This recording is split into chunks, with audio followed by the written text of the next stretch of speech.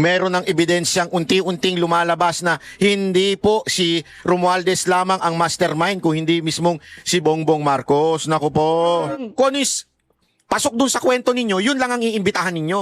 Yun lang ang akusahan ninyo, yung pasok lang sa kwento ninyo. Pero yung madadamay na si Romualdez, madadamay na si Bongbong Marcos, ayaw nyo nang imbitahan. Anong katarantaduhan niyan, Lacson? Narito ang Balitang Pinoy TV.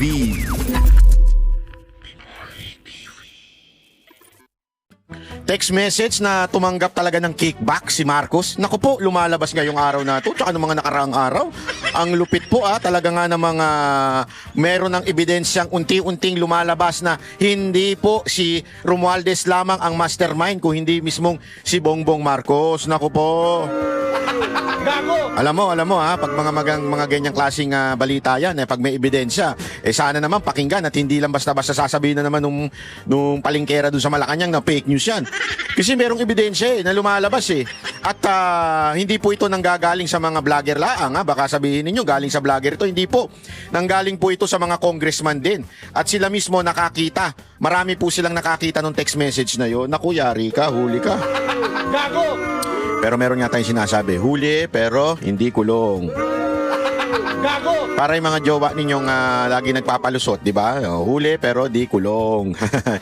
Anyway, yan ang ating pag-uusapan ngayong araw na ito. Yang issue na yan. Pero bago po mangyari ang mga ganyang klaseng usapan, ulitin lang po natin mga kababayan. Baka naman pwede mag-subscribe na po kayo kasi sa mga nanonood, 52% hindi nakasubscribe.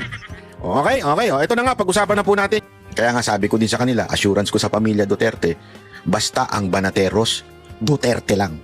Duterte lang kami. Hindi kami saside sa kahit sinong putang inang vlogger na ginagamit lang ang pangalan ninyo. Gusto lang kumita, gusto lang mag-chismis, dahil lang alam nila magiging presidente si VP Sara Duterte, kaya pilit na dumidikit, at the same time, pinagkakaperahan. Kaya ang Banateros, Duterte lang. At yan, sinasabi ko hindi para magyabang Sinasabi ko sa inyo to para sabihin sa inyo mga kababayan ko. Kayo rin na naniniwala sa prinsipyo, pamamahala ni Pangulong Duterte, Duterte lang tayo. Stop listening to mga user-friendly, mga manggagamit na mga vloggers. Maniwala kayo, marami dyan.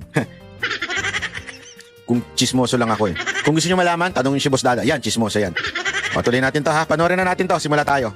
Bago pa ang aligasyong kapalitan umano siya ng text message ng Pangulo ukol sa kickback sa flood control projects, binanggit na rin si dating Undersecretary Adrian Bersamin ni dating Congressman Zaldi Co.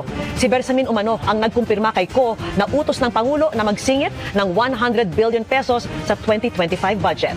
Nakatutok si Ivan Mayrina. Muling lumutan ang pangalan ni dating Undersecretary Adrian Bersamin, apo sa pamangkin ni dating Executive Secretary Lucas Bersamin, sa usapin ng pagkakasagot umano ng Pangulo sa katiwalian. Pagbubunyag ni ACT Teachers Party List Representative Antonio Tino, nakita umano niya ang record sa palitan ng mensahe sa pagitan ng Pangulo at ng nakababatang Bersamin sa pagitan ng December 2024 at July 2025. Batay umano rito, tumanggap ang Pangulo ng kickback mula sa mga maanumalyang flood control project. Agosto ng 2023 na magsilbi sa Governing Board ng Manila International Airport Authority o MIAA si Assistant Secretary Adrian Bersamin. July 2025, nang italaga siya bilang Undersecretary at Hepe ng Presidential Legislative Liaison Office o PLLO. Alam mo, dito ka magtataka. Dito mo makukonfirm na itong si Soto at itong si Lacson, tuta talaga ni Marcos yan. Binanggit na yan ilang beses yung pangalan ni Yusek Bersamin. Anong ginawa ni Lacson? Wala. Hindi man lang pinatawag. Hindi man lang, alam mo yon, again, let's give the benefit of the doubt ito sa tao na ito. To be fair, okay, let's give the benefit of the doubt sa tao na ito. Pero ilang beses nang binanggit yan. Tangina, Lacson, ba't hindi mo ipatawag yan sa Blue Ribbon? Ang dami mong pinapatawag na walang kwenta. Nakatakip pa mga lintik na muka. Eto, lantarang binabanggit ang paulit-ulit, ayaw mong ipatawag. Halatang pinagtatakpan ninyo si Marcos. Ilang araw lang yan bago ikaapat ang State of the Nation address ng Pangulo Mahiya naman kayo. Kaya ka rin. na nagpagulong sa investigasyon sa flood control scandal. Pero sa kainitan ng issue, idinawit ni dating Congressman Zaldi Co sa isang video sinoy Yusek Bersamin na siya umano nagkumpirma sa kanya ng utos umano ng Pangulo na magsingit ng 100 billion pesos sa 2025 budget. Agoy! Nagbigay pa nga umano si Bersamin ng listahan ng mga proyekto na galing umano mismo sa Pangulo. Pero ayon kay Senador Panfilo Lacson, base naman anya sa salaysay sa kanya ni DPWH Undersecretary Roberto Bernardo, ginamit lang ang pangalan ng Pangulo rito. Yon. Si Undersecretary Bersamin. Yun na lang ang palusot niya Hindi, sinabi naman ginamit lang yung pangalan. Di ba? O ba't ka naniwala? Di ba? kahit sinong matinong investigador, may utak na investigador, hindi porket sinabi nito, ginamit lang yung pangalan ko. Eto, inano, si Revilla nga binanggit ni Bernardo, inakusahan ni Bernardo. Ano ginagawa ninyo? Kinundina ninyo porket nilaglag yan, porket yung mga anak hindi bumoto for impeachment ni VP Sara, nilaglag ninyo. Tapos, isipin nyo hindi nyo nga inimbitahan, hindi nyo inimbestigahan, pero nandun sa draft resolution ninyo, napakasuhan. Ito, binanggit ng ilang beses. Tapos, sinabi lang, hindi kasali yan, hindi, ginamit lang yung pangalan ni Marcos. Ba't hindi nyo pinatawag? Sana man lang tinanong ninyo, inimbestigahan ninyo kung nagsisinungaling o hindi. To be fair, hindi yung kung ano is pasok dun sa kwento ninyo, yun lang ang iimbitahan ninyo. Yun lang ang akusahan ninyo, yung pasok lang sa kwento ninyo. Pero yung madadamay na si Romualdez, madadamay na si Bongbong Marcos, ayaw nyo nang imbitahan. Anong katarantaduhan niya, Lacson? At si Education Ginagalit Undersecretary mo, Trajib Olivar lang daw ang nakinabang dito. Muli naming hininga ng pahayag si Undersecretary Adrian Bersamin sa pamagitan ni dating Executive Secretary Lucas Bersamin. Ayan nga naglahong parang bula hindi nyo inimbitahan.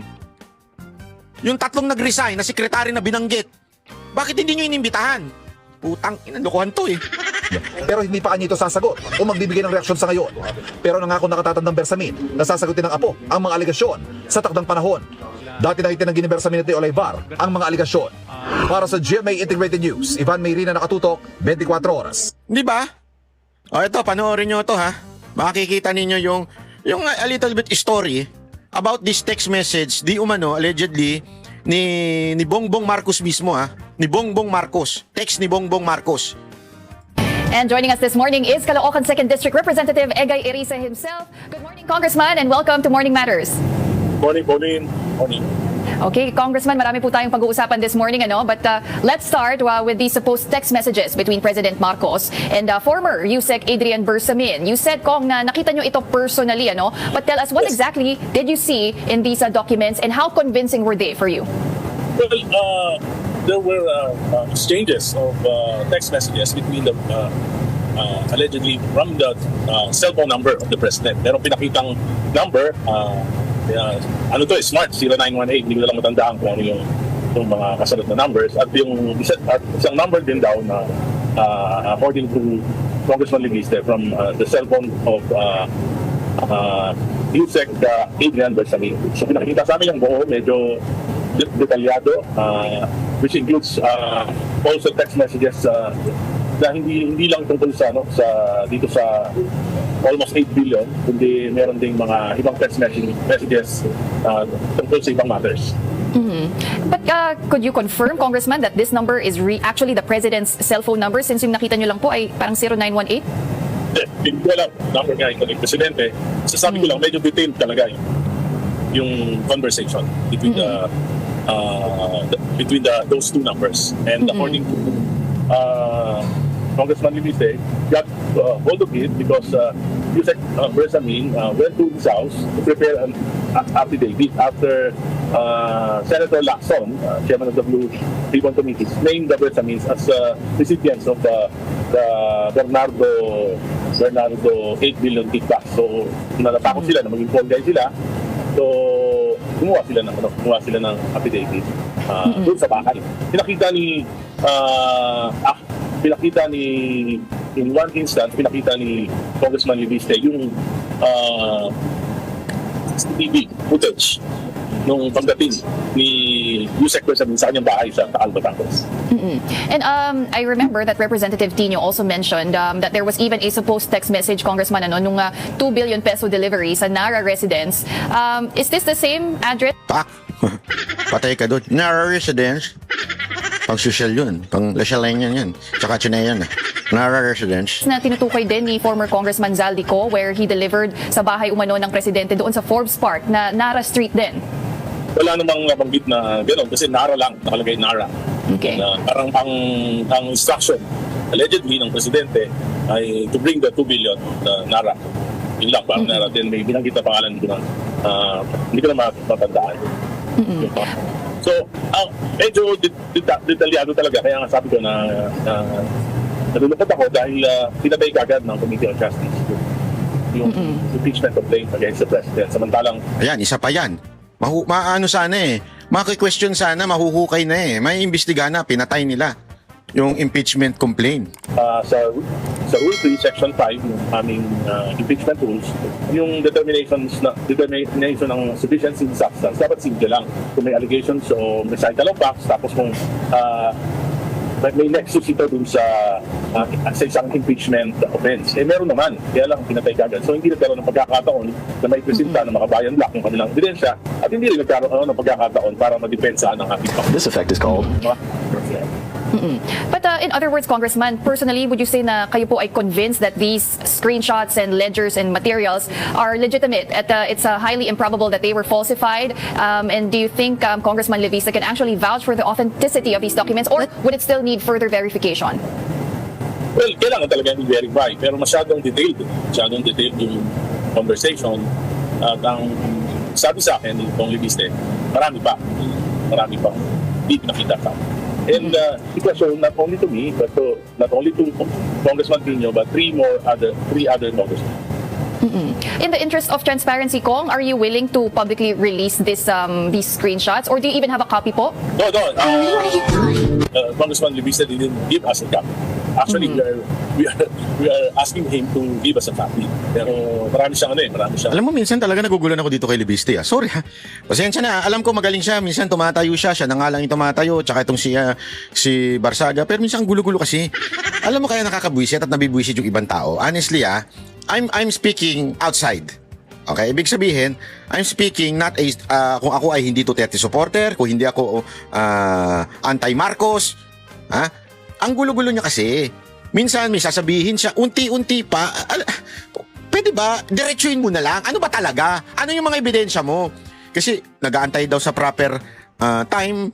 Nagpunta ka na ng Senado nung one time eh. Ba't di mo pa binurgal lahat doon? O kung ayaw man nila, magpa-presscon ka, isa-isahin mo. Eto, ang ebidensya, ganito. Nasa sa inyo na, taong bayan, gagalaw ba kayo, kikilos ba kayo, eto na.